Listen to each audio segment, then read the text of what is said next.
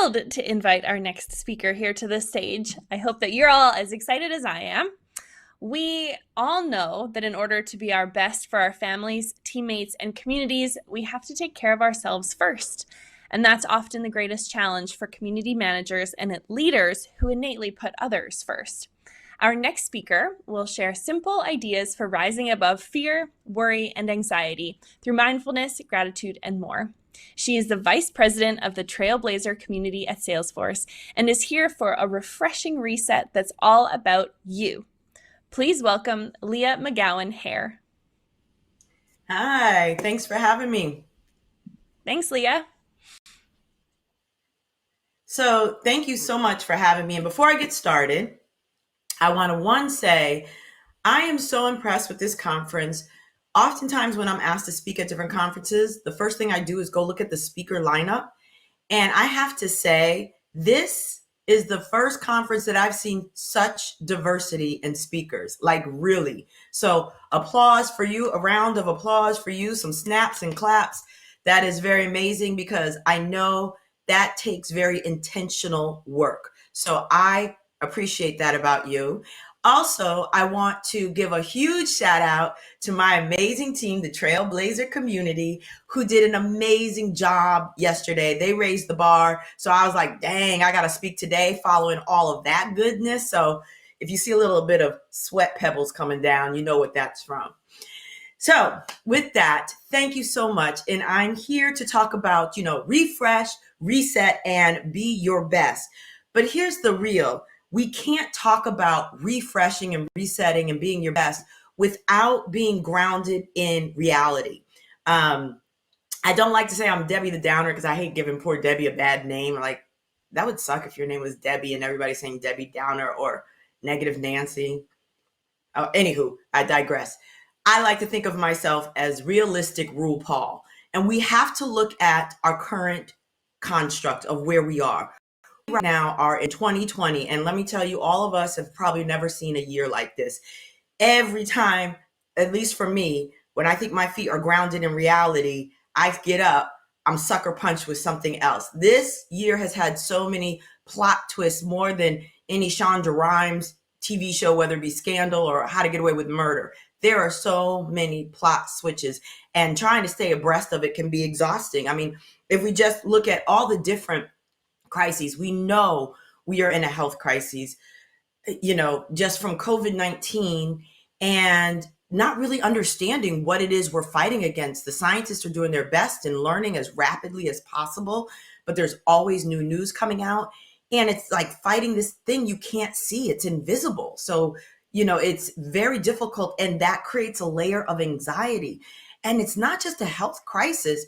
This has now bubbled up to a lot of mental health crisis, not just physical, but mental, and really having to acknowledge, how do we work with that? We are all in a different state of worry and anxiety because of this. And social unrest crisis. We have seen this, with the onset of George Floyd, Jacob Blake, so many. And for many folks, this was new news. For many of us, this has been our reality all of our life. So now we're dealing with the rest of the world knowing about this, and how do we ensure that it's not a moment, but an actual movement that continues to have legs far beyond this pandemic. So that's a lot, right? And not only the social unrest, we know the climate crisis. I, as of recent, hadn't really thought of clean air as a privilege. But man, when you are forced to stay in your house, you're already shelter in place. I got twins that are 12. I got a college son home. I got a husband. All of us forced to physically stay inside. On top of that, you quickly learn how the ability to go outside is a true privilege to have clean air. And, it's not just the West Coast fires. You got the floods in the South. It's just so much going on. And more relevant to this audience, community leaders, community professionals, we have a community crisis. Our community is so used to coming together and really feeding off the energy of being with one another, creating that space. And all of a sudden, we can't come together in that way, but we still long for that connection. that's really part of community. So, I paint all of this to say this is the space in which we are operating in. We have to be grounded in reality. And why is it important for us to acknowledge all of this? Because we are serving a community that's living in these crises. And even more importantly, we are living in these crises. So it is unrealistic to think, oh, I'm just going to keep going while the walls are falling down beside us, right? We have to acknowledge the elephant in the room. So before we jump out and try to save other people, we've got to figure out, how am I going to move through this? How am I going to get my best self so that I can serve my family, my company, my community in the best way possible, right? So it's definitely acknowledging this and understanding this is the realm in which I am moving through. What can I focus on and control? Now, I have to say, I am just so blessed with the amazing, not just community that we serve, the Trailblazer community, but this amazing team that I have the honor of working with. And many of them are in this photo. But our team watched how the community just sort of organically came together and was like, look at here, COVID-19. You may say we can't get together physically, but we are going to figure out how to converge virtually. They started all of these virtual gatherings. They created a doc where people could sign up. They were hosting different virtual, and it was just like stuff popping off left and right. And it was just absolutely amazing and it was a testament to the resiliency of the human spirit. Like, we are not going to let other situations dictate how we want to be there for each other. We are going to come together even stronger. So we did this amazing photo in honoring our community, because this Trailblazer community, and I'm sure as many of you feel about your community, is so very special to us. And, we are here to help them organically grow in the way in which they're growing. And of course, that we are talking about the love of their product and, supporting our community group leaders and our MVP programs, and of course, all of that. But at the essence, the human beings behind all of this, right? How they come together. And watching that was a huge learning lesson, at least for me and the team. And we're like, they're popping up in resiliency. We too can pop up in resiliency. So it was their energy fed us and we fed it right back. So it's really being in sync with your community, right? And understanding, once again, the world in which we're operating. We know these crises that we sit in, and how can we still come together to support the community? But first and foremost, how do we support ourselves? So when this onset came on in March and we had to do this whole shelter in place, for me, I was like, oh man, this is crazy. What is this? And I had no idea. None of us knew this journey that we were going to go on, this crazy episode that has so many plot twists that we didn't, we just thought we were going to shelter in place a couple months. But I really had to sit down and think, what can I do to get myself grounded? So here are a few things that I am suggesting and things that I do and still continue to practice. Embracing mindfulness. And I know this is probably so cliche, and many of y'all have heard, like, oh, you should meditate. You should, whatever you get your source, however you fill your cup up. It can be a combination of meditation, working out, whatever the case is. And mind you, that was really hard to do when we can't go to a gym and work out outside, but then we had bad weather or the air was bad. So I had to be inside. It really made me exercise a different muscle of my mind, embracing that mindfulness, whatever that is for you. Your mindfulness, your prayer. But I'm telling you what, whatever you call it, you need to call on that the first thing you do when you wake up and put your feet on the ground. Because when you come into this new 2020, there's always something that's happening, and you want to be solidly grounded in whatever your practice is.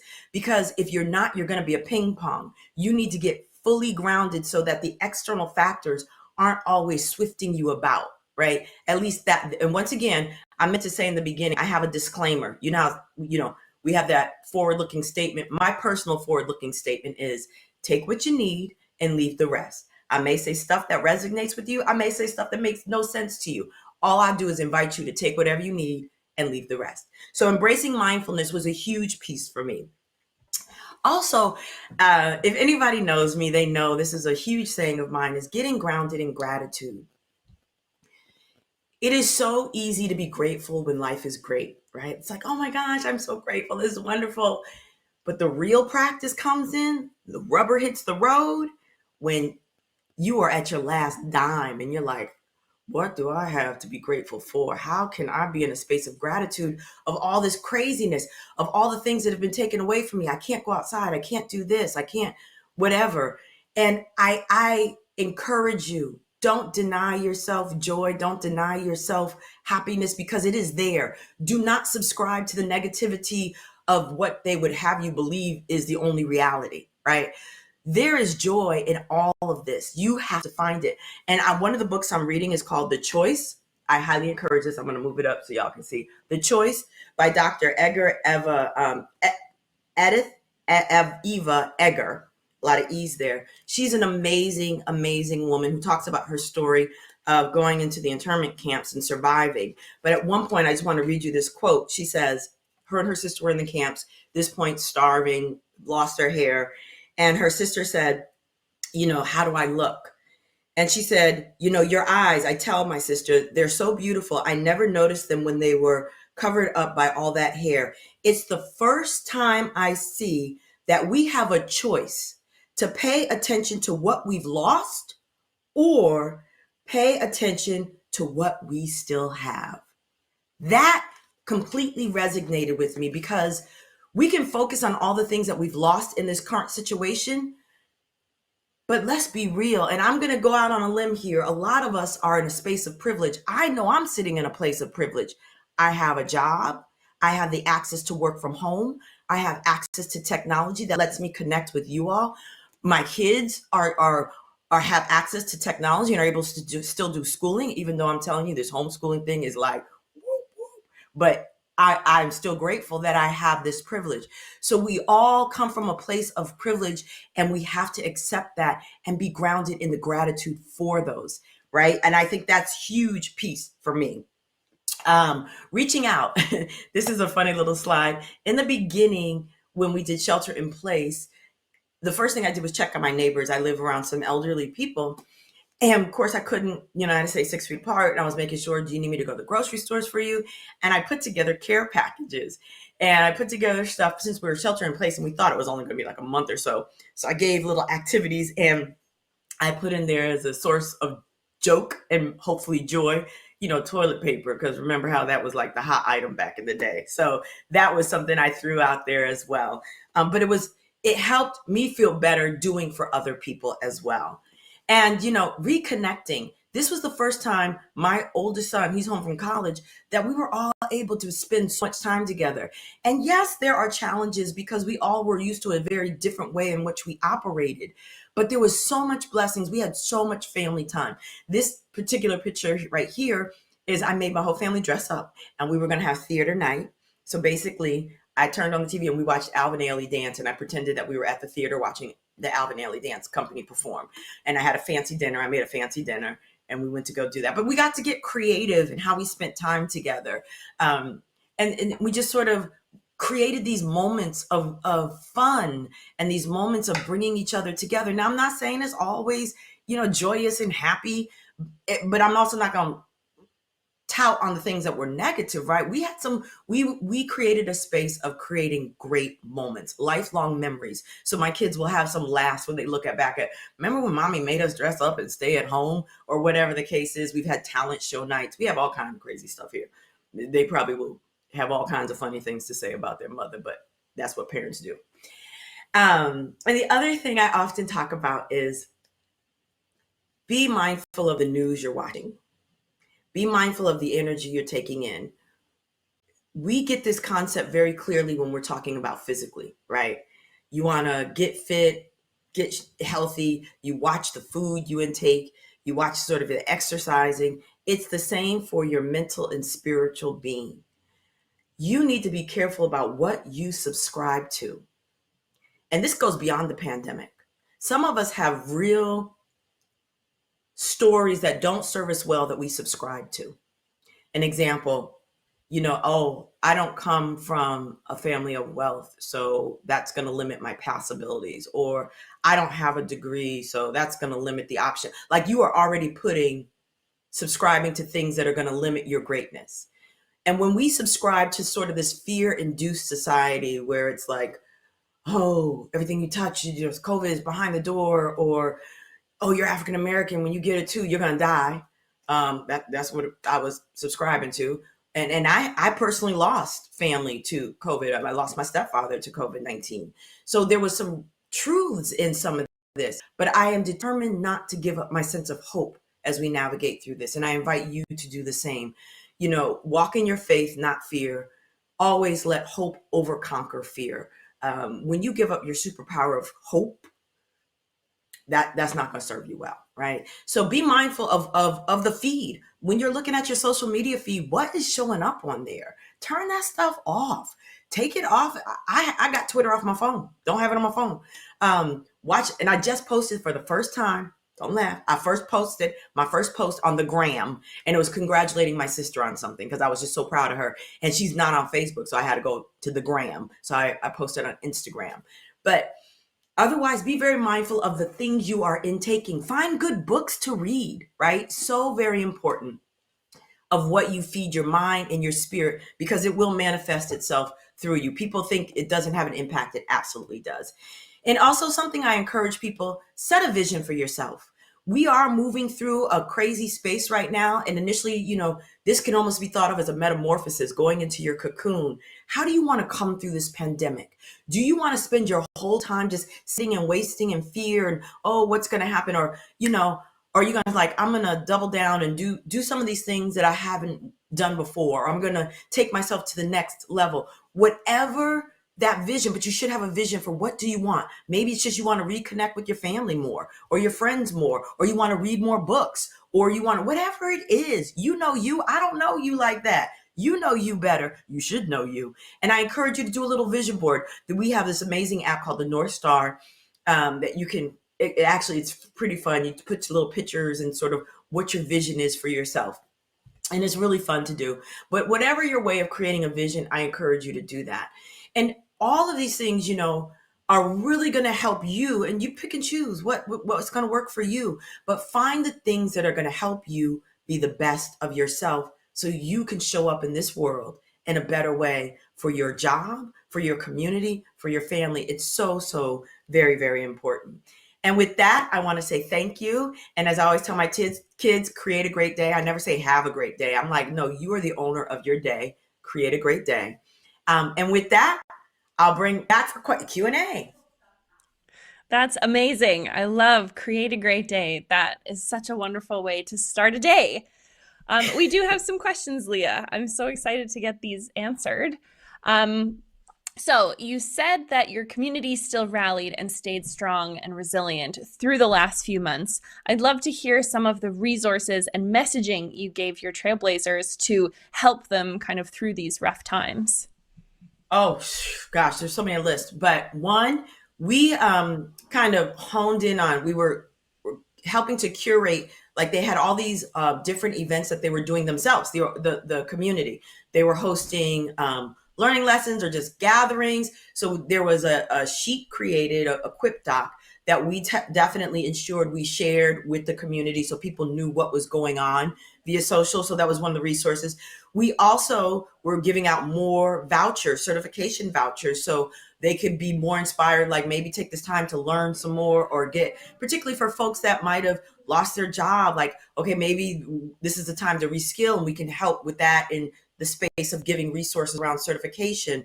Our Trailhead Academy opened up some free prep classes that we made sure we doubled down on that. We also we have a job readiness program that we doubled down on some of those learnings. We also oh God, there's so many. I'm thinking. Oh, for our certs, I could go on. We automatically renewed certs, so they didn't have to take a test or worry about have that linger on, like, oh my God, my certification is about to expire, I'm sheltered in, like, we were like, you know what, this year everybody is automatically recertified. There was so much, and we have an amazing slide. I wish I would have brought it, but there were a lot of great resources and things that we did to do the community for our community. And thanks to the community team for really being in there and being like, okay, what can we do? What can we do? We created reimbursements for virtual gatherings to encourage them to come together and maybe use other tools. Just a lot of great stuff. And we're still figuring out, we're still helping them navigate this new landscape of coming together virtually. What kind of things can we do to help them create events that are more engaging and networking? Because that's the piece they really miss, is that connection, that one-on-one connection. So we are looking into that now. That's so fantastic. I think that as community professionals, we often talk about that balance between give and get. So you do get things from your community, but at this time, it's so good to see you giving so much to them. So you're filling up the bank of all of the wonderful things that they can use. So, okay. Tim asks, how can we carry the struggle and lessons learned in 2020 into a more positive 2021 and beyond? Tim, you my man. I'm feeling that question. Yes, and yes. I think there's been a great deal of awareness that's been happening in 2020. For example, social injustice, systemic racism. We can't act like that was some sort of trend, right? Oh, I went to a protest. It was cool. Now, the world's back open. Forgot all about that. I highly encourage people, like they would say, what can I do to make this a more just world? You want to say, learn about systemic racism, or you want to fight systemic racism, you need to learn about it first. Get books, read about it, understand it, because you need to know what you're fighting against so you know what you're fighting for, right? So, and this is not something you just pick up one book and you're done learning. This is a constant learning process. Then you take those learnings and you figure out, how can I incorporate this in my life? What can I do to make my home more equitable? Diversify my network, my friends, diversify the people that I connect with at work. And then how do I bring that into my work? How do I use my platform to really exude that, right? So it is, I think for each individual, it will be very different, but I think the commonality is to make that learning a constant lesson. Like, don't stop the learning, continue that learning always.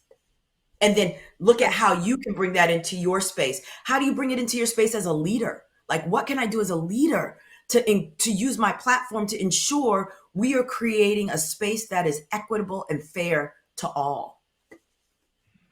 That's great advice. We have a somewhat personal question for you. Are there any physical or mental signs you use to recognize if your mindfulness practice is working for you? And how can others see if that practice is working for them? I'll tell you how I can tell. I have a regular practice of getting up in the morning and giving gratitude. And it's, what I say, what I think, what I meditate on can vary depending on the day. But at the minimum, like, I'm thankful for clothes on my back, food in my stomach, a roof over my head, health, my family's health, my children's health. I'm thankful for seeing another day, right?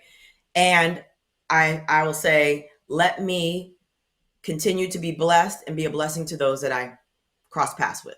So I usually do something of that on a regular day. And like every human, some days I don't. Well, those are less than when I do. But I notice the days that I don't, I struggle more that day. Like, I'm a little bit more irritated, or I'm not as motivated, or I'm a little bit more frazzled. Like, the days that I really get grounded and I'm intentional about how I want to move through the day, it's a better day. But it's kind of like when you are intentional about eating healthy. Like, I am not going to take that donut that my husband buys every Thursday for these kids. I will not touch those donuts, right? And you're very intentional about it. And then you see that when I see myself going to a negative space. I'll give you an example. This morning, I get up early, I'm getting ready to meet with you amazing people out there. How y'all doing? And as I'm doing that, I'm thinking, okay, it's going to be quiet. For some reason today, my kids decide to get up early. My son is down there. My 12-year-old twin boy is down there making French toast. My college son, who never wakes up before like noon, is up early, and he decides to go play on the piano. And I'm thinking, all this racket, Geez, I'm so. Then I said, Leah, your kids are doing positive things. Get over yourself. Like I had to intentionally change my mindset because I could have been mad, but I was like, it isn't like they're out there fighting with each other. One is making breakfast for the rest of the kids. Another one's playing music. Girl, shut your face. Just zip it, right? But I had to be intentional on how I changed my narrative. So I encourage you, be mindful of the thoughts you keep. It's very interesting what goes on up in here. A whole reality show sometimes. Well, we have just a few moments left here, but one last question that you could maybe answer quickly.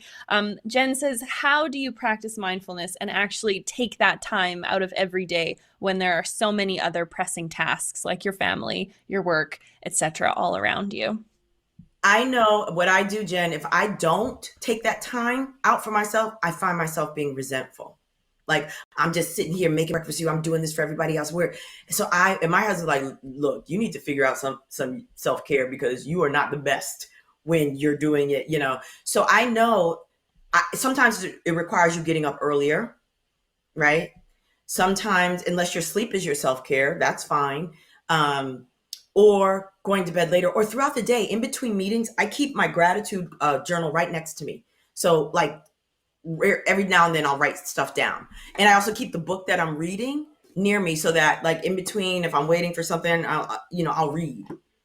But I find you got to fit it in when you can get it in. So, or schedule that time, just like you would with any meeting. Carve that time out on your calendar, even if it's 15 minutes in a day.